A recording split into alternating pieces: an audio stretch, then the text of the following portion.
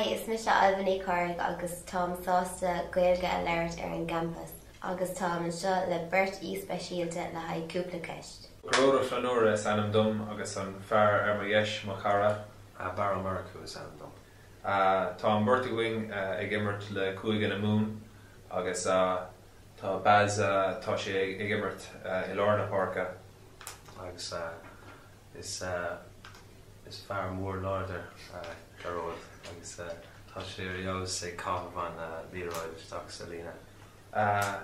Tá Barry tá sé go han topic agus tá sé go háling ag réit timpeall na Parka. Stop.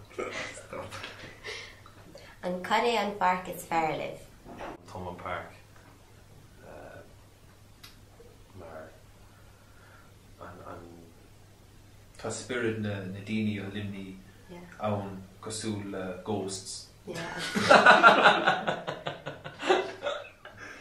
An bhfuil meas a gcuibh ar aon imóirí eile? An imór is fearr lom Peter Stringer tá sé an beag tá an crí mór agus an aig cosúla Francach.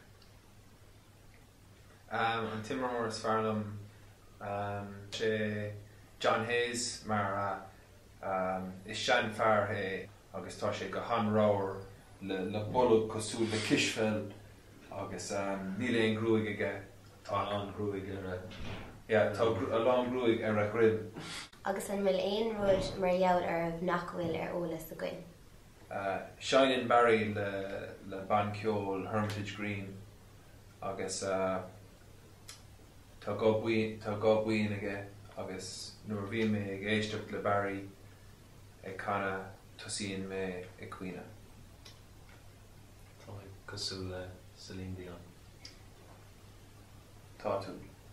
Agus tá Jerry intuáilte Mo duine a cógant agus mar sin tá an blender mór áil agus gach PSA ingredient a blendá. Ok, a gurb míle má a gcuibh bhí sé sin ar agus. Gur mí agus. Agus tú féin Colin Ollie.